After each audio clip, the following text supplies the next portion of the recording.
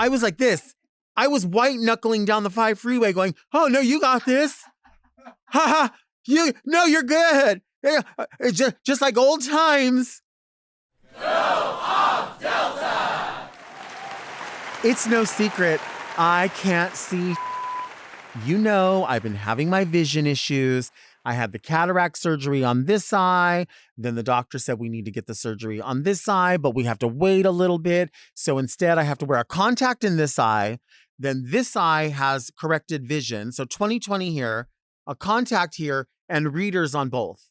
I'm a mess. And because of that, I don't drive on the freeway. I've spent my whole life driving on the freeway, but this past couple of years, I've just been not driving on the freeway because I get scared. I feel like I'm going to cause an accident. I don't drive on the freeway. That limits me from going a lot of places. So when I do have to go somewhere far away, and far away meaning anywhere where I have to go on the freeway and not the streets, I bring someone with me. And of course, I have plenty of friends that love to help me out. But on this particular day, well, just about 12 hours ago, before I came here, I had to go to San Diego from LA. Shouldn't be a problem. I've done it a million times. But the million times that I've done it were times where I didn't have vision issues or times when someone else was driving. But this time, I had to take myself. And I thought, listen, self, you're almost 50 years old. You've traveled down this road before. Just relax. Just breathe. Just chill. It'll be fine. If you get overwhelmed, get off the freeway, relax for a second, get back on the freeway. I thought I could do it.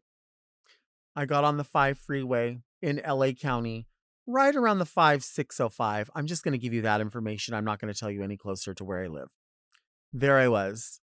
And I'm driving along. Now, the part that gets me nervous is when the freeway sort of interchanges and that pushes me out of the right lane into the middle. That's where I get nervous. So I have to be able to see, am I going to be able to make it to where there's a shoulder? That's how I get comfortable. But as I was going, I thought I was doing okay. And then the rain came. So I get off the freeway. Well, I'm off the freeway at that point. And it tells me to go down Jamboree and go this way and go that way. And it's over the river and through the woods. And here comes the rain again, falling on my head like a memory, like the Eurythmics was playing. The rain was literally coming. And I'm driving down this desolate road and I pull into a parking lot where there's a Home Depot and I stop and I'm like, no matter what happens next, I have to go to the bathroom. I had to pee. So I went into Home Depot, went pee, came out, sat for a second, and I thought, I don't think I'm going to be able to drive in the rain on the freeway. And I can't see anything, but I've got to get to my show.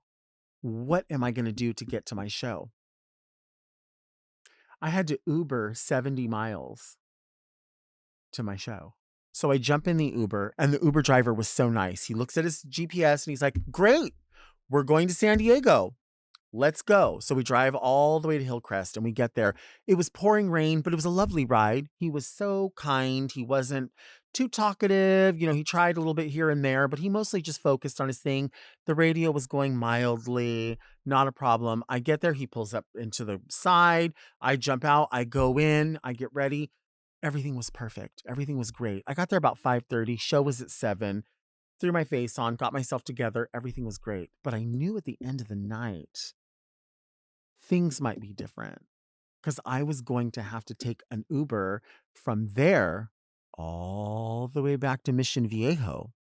And then when I got to Mission Viejo, I was going to have to then drive my car in the pouring rain back the way that I had to take it over the river and through the woods back home. I didn't know what I was going to do, so I just figured as long as I can get to the car, we'll figure it out there. So I call an Uber, and the Uber shows up. Now, I should have known that there was going to be a problem when the Uber driver pulls up in front of the venue and runs over one of those, like, rubber pole things. I don't know what they're, I guess, like for the bike lane or the taxi lane or whatever. He just pulls up and, like, runs right over it, and I could hear it, and I'm like, oh God, I hope that's not my Uber. and it was my Uber. And I thought, do I say something like, hey, you just ran that over? But I'm like, well, it popped back up. So obviously the tire's not popped. So it's not my business. I've ran over worse. So I get in the car and he's like, oh, okay. Oh, wow. 70 miles. Oh, okay. Wow. It's really raining out here. I said, yeah, it really is raining out here. Like, it's wild. Like, what do you say? Like, obviously it's raining. Like, but I don't want to be rude. But he's friendly enough. So we start driving. I promise you, no more than 10 minutes into the drive, I notice a behavior that I notice so well because I've done it before myself. And it was this. Woo! Ah, ah, ah, mm. He was trying to stay awake. He was trying to stay awake in the driver's seat in the pouring rain, going down the fucking 5 freeway, the 805 split in San Diego, so I could go home, so I could go to Mission Viejo to pick up my car. And I was thinking, I've done that before. I've been that sleepy before, but I pull over. Like, I stop and I'm like, I can't do this. But he's been hired. Now, here's the thing. If I get out of this car, what's going to happen in this interaction? Like, what do I say? Like, do I say to him, like, hey, you're falling asleep. Can you pull over and let me out? And then do I just stand out there with all of my bags in the pouring rain, waiting for another Uber to come alongside the freeway? How does that work? I've never had to cancel a ride while the ride's happening. This guy's also not being an asshole. Like, he wasn't being mean. He wasn't being unfriendly. He was just sleepy. But I also don't want to die. Like, I don't want to die in this car. So I'm thinking, all right, you can manage this. Just start talking to him. And I'm watching the dial that says on it 62 miles, 62.5, 61. I'm watching it go down and I'm like, I'm running out of conversation. Listen, I sit here and I have conversations with people. An hour blows by like no one's business because they're coherent. Aside from one person who maybe fell asleep under a blanket, everyone else is fully awake and is coherent, right? This guy was out of it. And I felt bad because I'm like, he doesn't want to do this. I'm sure he would like to go to sleep. Maybe he's overworked. Maybe he's super tired. But that doesn't fix the fact that I want to stay alive. I want to make it home. I want to live, mama. I want to live.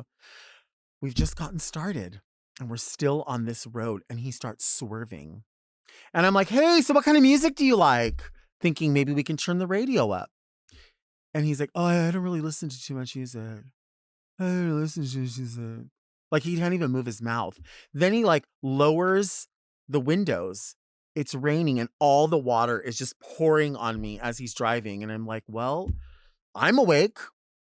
Then I'm like, well, shit. I wonder if I could drive his car with him in the passenger seat, and maybe that'll make me more comfortable. Like, maybe if somebody was in the car with me, I wouldn't be as nervous to drive. So part of me thought maybe I should have him pull over. And I'm like, hey, dude, I'll still pay for the ride, but maybe I drive.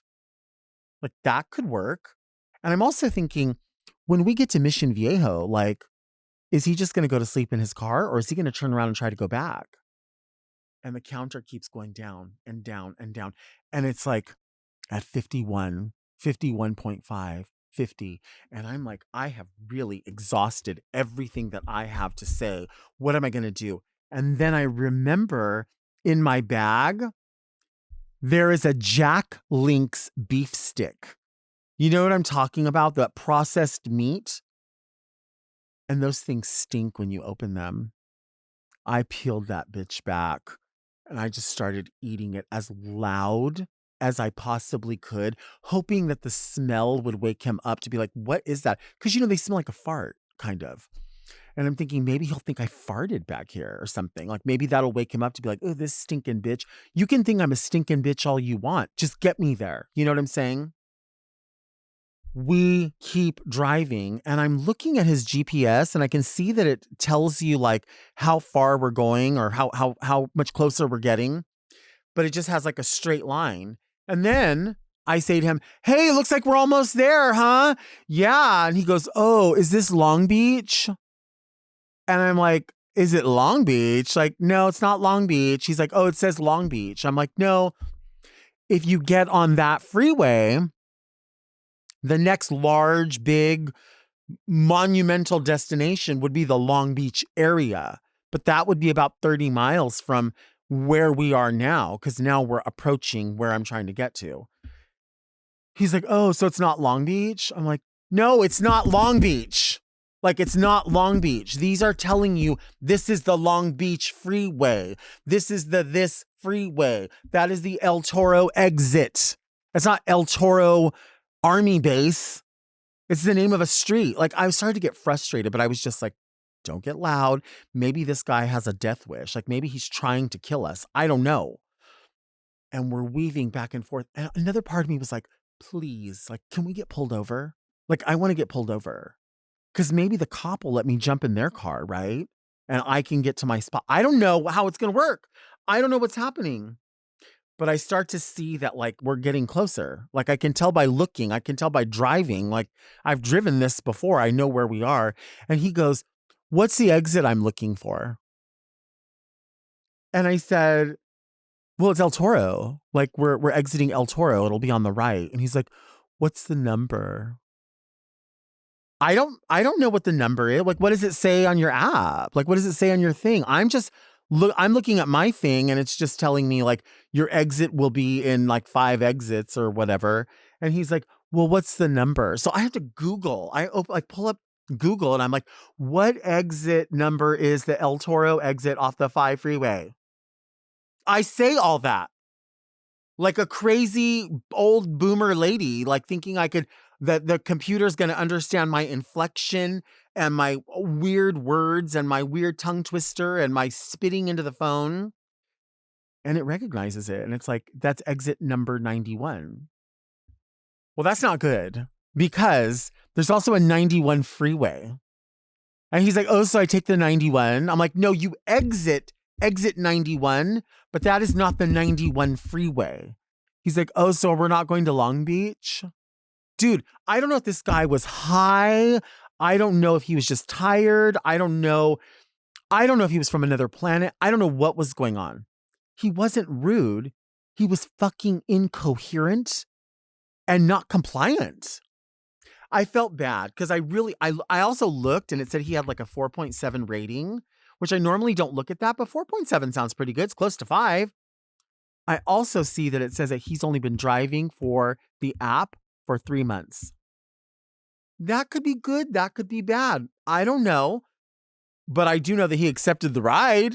I do know that I needed to get where I needed to get to. All is said and done, he ends up getting me to the spot, finally. And I get there and I look at my fee for my thing and it's almost $200. And part of me was like, you tip for good service, right? Like you tip well for good service. And I'm a firm believer that, I've just been conditioned to believe that even for bad service, you leave a minimum tip. And I know that it's contributing to a weird tipping culture, but we're just in a weird place where I do feel bad for other people. And I know that the government shouldn't be taxing people on their tips, but it is what it is. So I feel bad in those situations. I had to hold the space for him because I was like, maybe this is his second job. Maybe it's his third job. Maybe it's his only job and he's barely doing this. I don't know. But the reality is that he wasn't mean. He wasn't an asshole, but he was driving extremely dangerously. And I thought, here's where I'll strike my balance. Maybe it's fair. Maybe it's not fair, but the option is there for me. The ride was almost $200. I tipped him $60. I thought that was fair. That's like, I don't know, what is that, 30%? I don't do math. But I knew that I had to strike a balance because I couldn't leave it like that. So it was the first time ever, I had to leave a review for an Uber driver. And I had to go into the like support and I had to say, this driver was driving extremely unsafely. I don't know what that does for someone. I'm not trying to get somebody fired, but the thing is, what if you put somebody else in danger? I didn't want to not tip for the service that was provided, but I did want to leave commentary about the service. Now, here's the thing. That wasn't the worst part of it. The worst part of it was I was finally back in Mission Viejo, and I had to type in there, how do I get home on the streets? So I finally make it home in about hour 15 or so. So it wasn't that bad, but I will tell you, all was said and done, I was asked out almost $500. I mean, actually more than that. But I had to fulfill my end of the bargain. Don't go blind. Oh my God. Why would they just fix my other eye? You know what I mean? A contact 20/20 vision, readers, no freeway. Jesus H. I need a personal driver. That's what I need to do. I need to start hiring a personal driver. How do we do that? If I keep paying that much money for Ubers to go places, Christmas is going to really be looking like it's the thought that counts this year. It's going to be a hard candy Christmas. You want to see me take a break? Because I think you want to see me take a break.